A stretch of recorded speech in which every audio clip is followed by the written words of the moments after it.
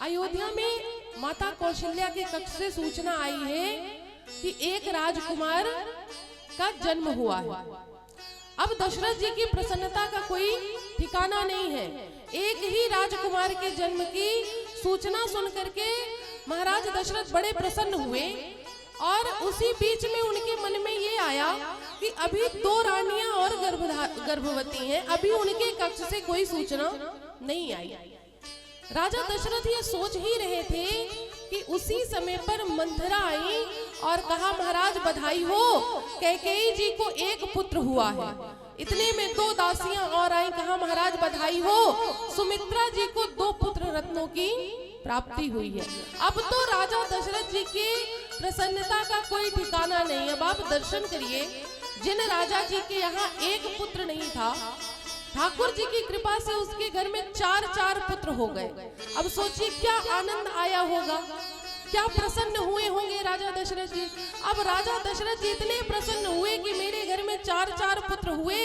राजा दशरथ जी से रहा नहीं गया, वो तो स्वयं गए बधाई वाले को लेकर के आए और बधाइयां होने लग गई। और क्या कहते हैं कि जन्मे हैं 4 भैया, अवध आज बाजे बधैया। जन्मे हैं 4 भैया, अवध आज बाजे बधैया।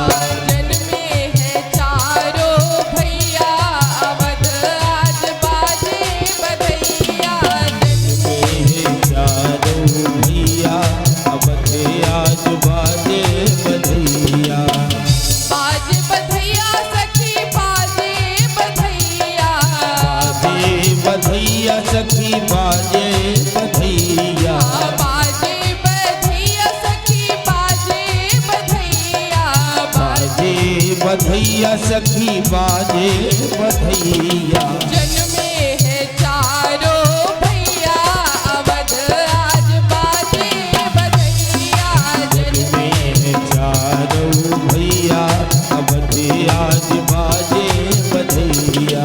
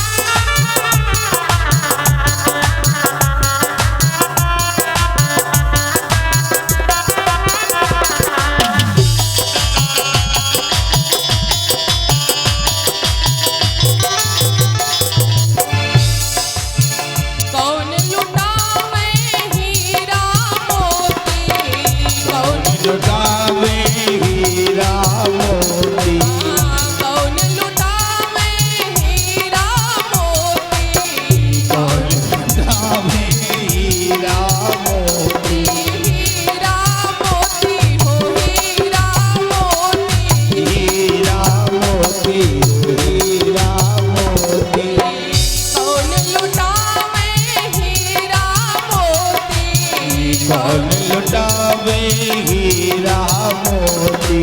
कौन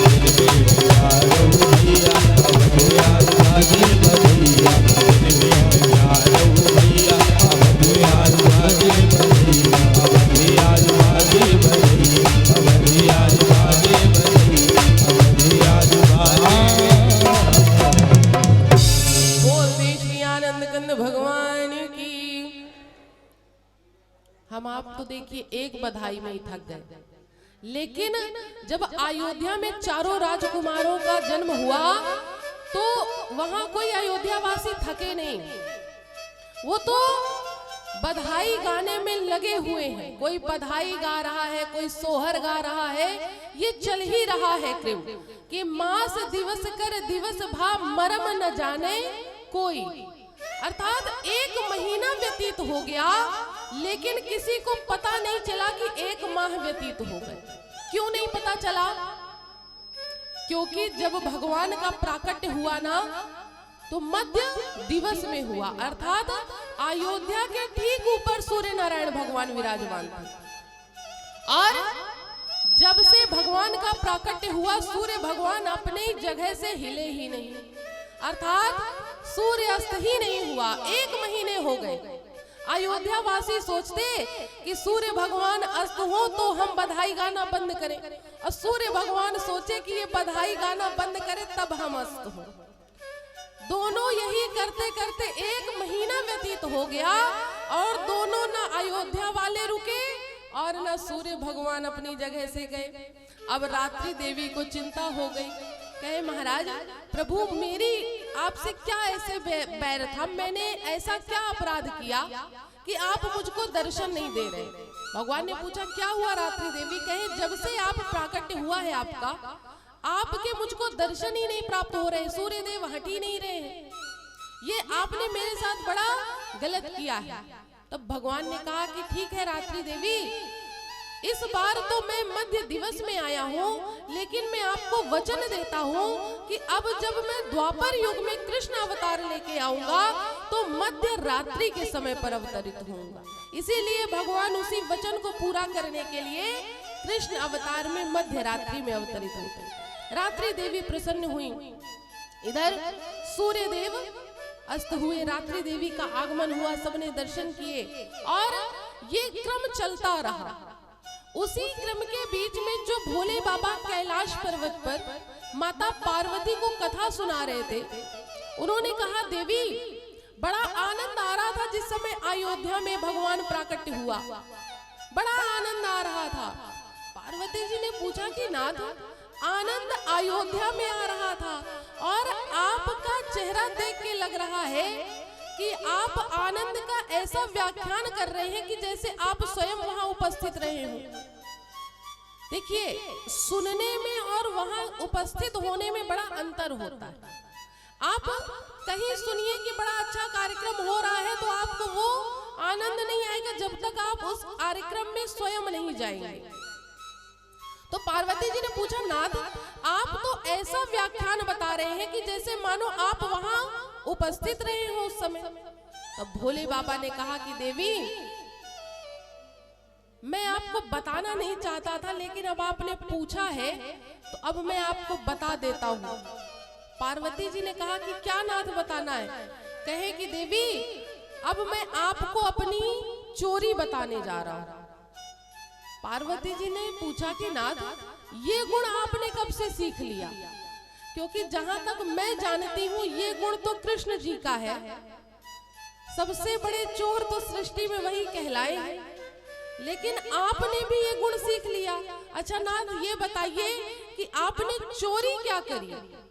तब भोले बाबा ने अपनी चोरी बताई और क्या कहते पार्वती जी से कि और एक कहूँ निज चोरी, और एक कहूँ निज चोरी, और एक कहूँ निज चोरी, और एक कहूँ निज चोरी।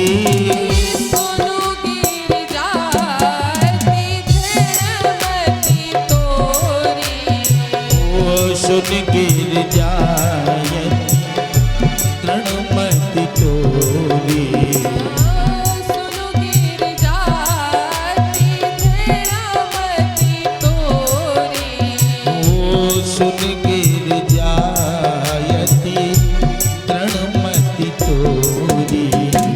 भोले बाबा पार्वती जी से कहते कि देवी अब मैं आपको अपनी रहा हूँ। पार्वती जी ने कहा अच्छा ठीक है नाथ, अपनी चोरी बताइए, क्या आपने चोरी किया? तब भोले बाबा कहते हैं काग भुसुंडी संग हम दो, काग भुसुंडी संग हम दो, काग भुसुंडी संग हम दो, काग भुसुंडी संग हम दो, मनुज रूप जाने नहीं को, मनुज रूप जाने नहीं को, मनुज रूप जाने नहीं को, मनुज रूप जाने नहीं को। भोले बाबा पार्वती जी से कहते हैं कि देवी मैंने किसी विषय वस्तु की चोरी नहीं करी है, मैंने आपसे एक चोरी करी है, वो भी एक बात की चोरी। पार्वती जी ने कहा क्या? कहने लगे देवी जब राम जी अयोध्या में अवतरित हुए ना, तो मैं भी उनके दर्शन करने के लिए गया था, उनके बाल रूप के दर्शन करने के लिए। और देवी मैं अकेले नहीं गया था, और सत्य बताऊं देवी तो अपनी मर्जी से भी नहीं गया था। देखिए जो ये पत्नियां होती है ना, उनका भय हर पुरुष को होता, अर्थात हर पति को होता, चाहे वह मनुष्य हो चाहे वह देवता हो। भोले बाबा भी अपनी पत्नी से बड़ा डरते हैं। भोले बाबा ने सोचा कि अगर मैंने ये कह दिया कि मैं गया था दर्शन करने, तो देवी कहेंगी कि मुझको क्यों नहीं लेके गए। इसलिए भोले बाबा ने कहा कि देवी मैं गया तो था, लेकिन अपनी मर्जी से नहीं गया था। किसके साथ गया, किसकी मर्जी से? तो काग भुसुंडी जी के।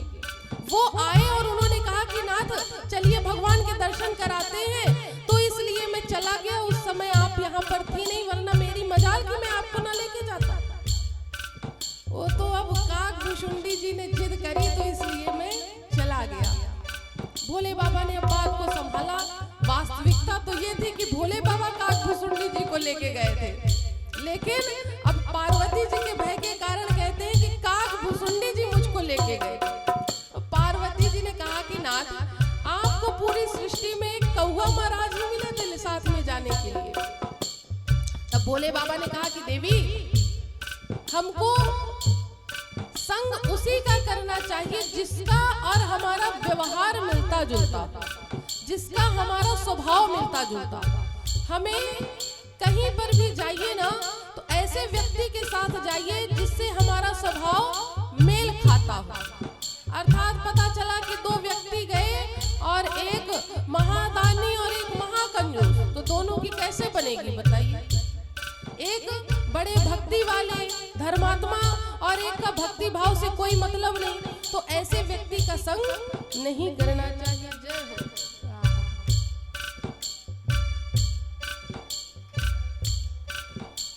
तो भोले बाबा ने पार्वती जी से कहा कि देवी इसीलिए मेरा और काग भुसुंडी जी का स्वभाव एक जैसा है, हम दोनों ही राम जी के बाल रूप के प्रेमी हैं।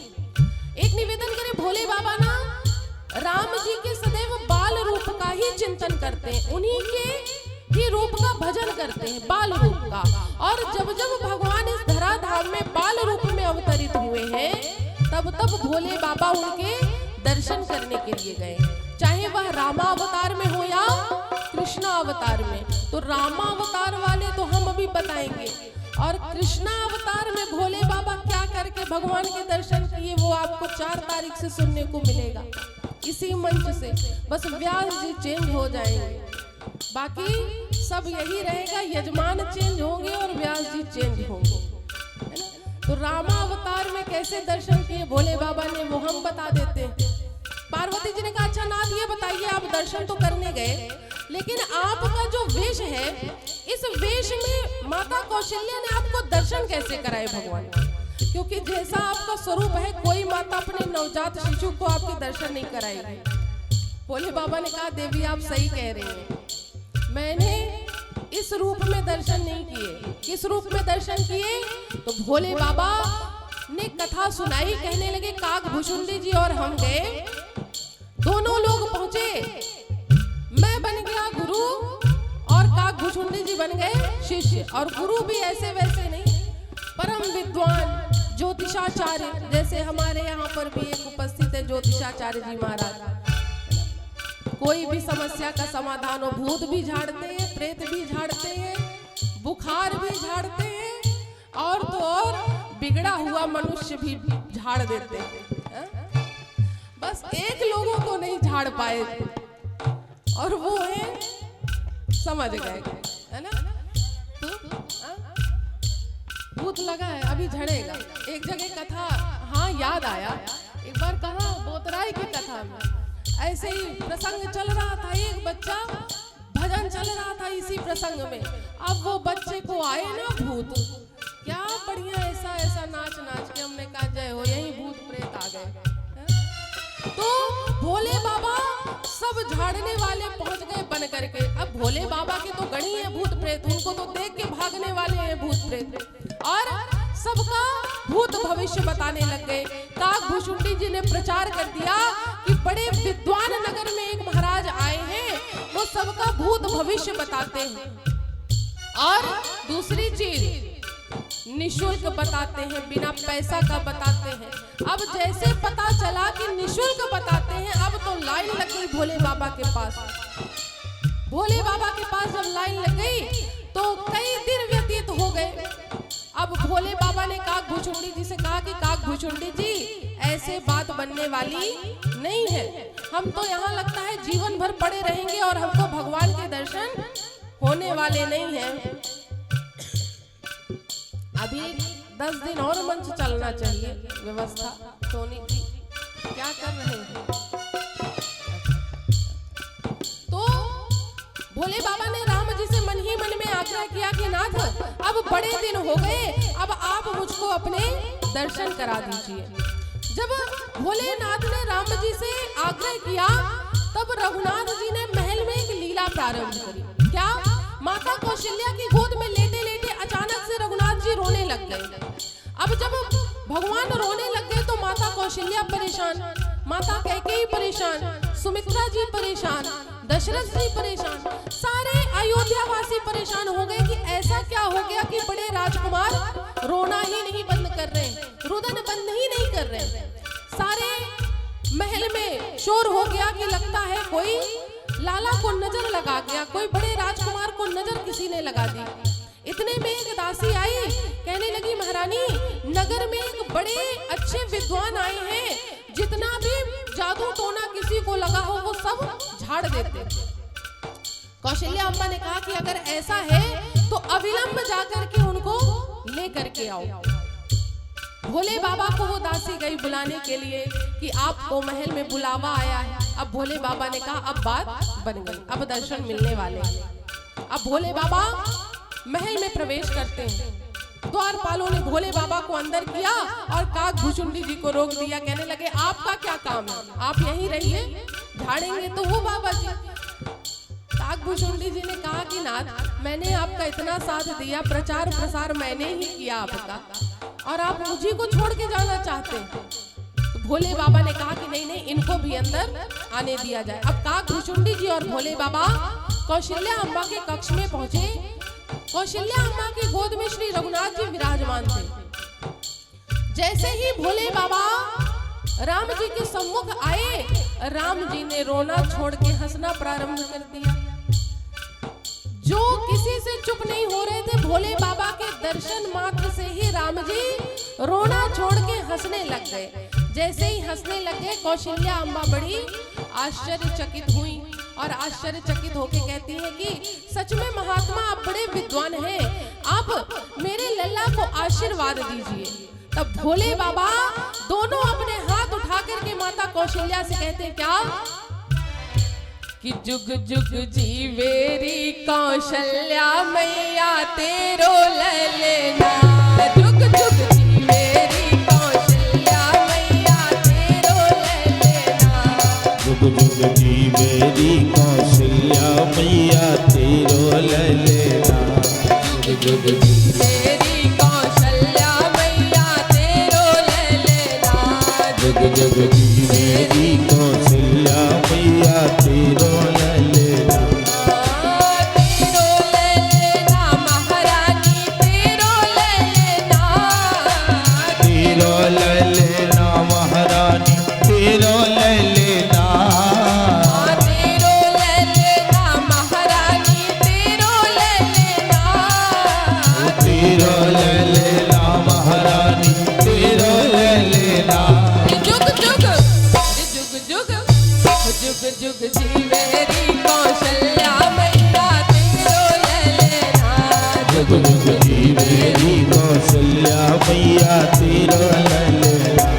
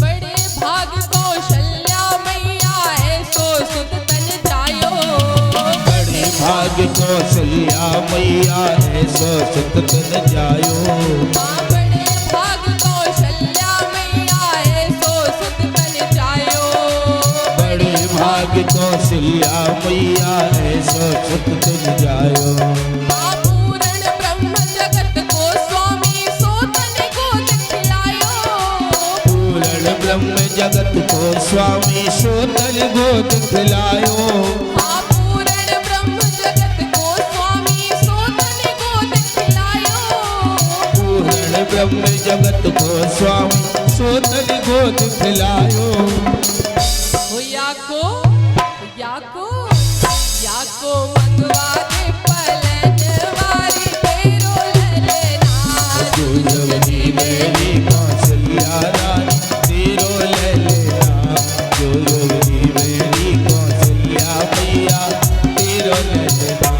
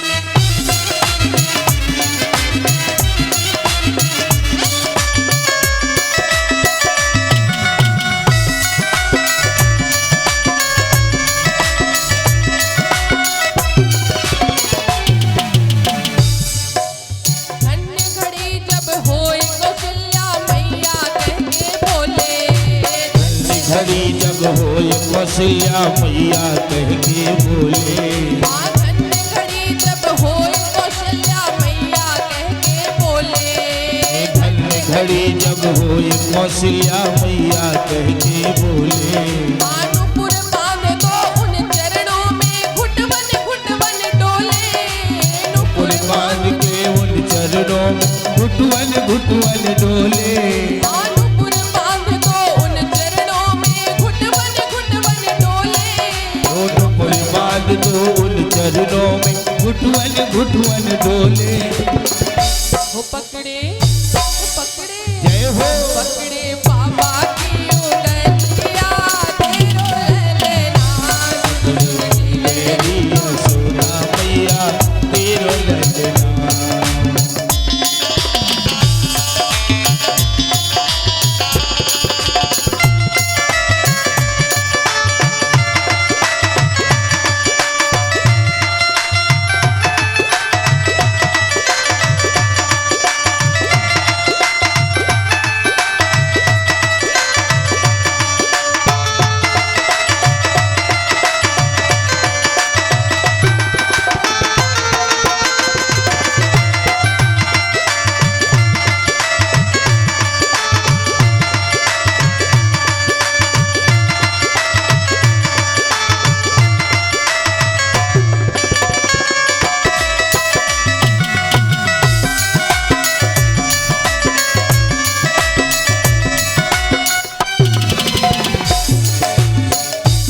बात बताइए, सच सच बताइए। अच्छा, भगवान का स्वरूप किसको किसको अच्छा लगता? अभी निद्रा देवी आ रही है ना, जिसको जिसको भगवान का स्वरूप अच्छा लगता, ठाकुर जी का स्वरूप अच्छा लगता, भगवान से प्रेम करते हो, पूरे पूरे हाथ उठा के और मीठी मीठी तालियों के साथ रि जुग जुग जीवे रि कौशल्या मैया तेरो ललना। जुग जुग जीवे री कौशल्या मैया तेरो ललना। जुग जुग जीवे रि कौशल्या मैया तेरो ललना। जुग जुग जीवे री कौशल्या मैया तेरो ललना। तेरो ललना महारानी तेरो ललना। तेरो ललना महारानी तेरो ललना। ओ तेरो ललना महारानी तेरो ललना। तेरो ललना महारानी तेरो ललना। मीठी मीठी तालियों के साथ रि जुग जुग हो जुग जुग हो जुग जुग जीवे रि कौशल्या मैया तेरो ललना। जुग जुग जीवे री यशोदा मैया तेरो ललना। जुग जुग जीवे री यशोदा मैया तेरो ललना। जुग जुग जीवे री यशोदा मैया तेरो ललना। जुग जुग जीवे री यशोदा मैया तेरो ललना। बोल दे श्री आनंद गंध भगवान की। जय। लेकिन आज एक चीज मान गए, भजन से ज्यादा नींद ज्यादा हावी हो जाती, चाहे कितना भी भजन चले। आज का समय ऐसा है। अच्छा, भजन का समय ही इसीलिए लेके आया गया ये जो वाद्य यंत्र, कि क्या है कि कथा में नींद बड़ी अच्छी आती है, तो ये जो बजता रहता है तो नींद भाग जाती है। लेकिन आज हमने ये भी देख लिया कि ये वाद्य यंत्र भी फेल हो गए नींद के आगे। अच्छा, पीछे वालों के आगे फेल हुए होते तो एक बार मान भी लिया जाता कि चलो पीछे कम सुनाई दे रहा होगा। आगे की ही लाइन में निद्रा देवी आ गई और इतना घनघोर भजन चल रहा है, म्यूजिक चल रहा है, भांगड़ा चल रहा है, उसके बाद भी नींद आ गई। मतलब तुम लोग फेल, सब जगह पास हो गए लेकिन कुंभ मेला में आके फेल हो गए यहाँ के श्रोताओं के आगे।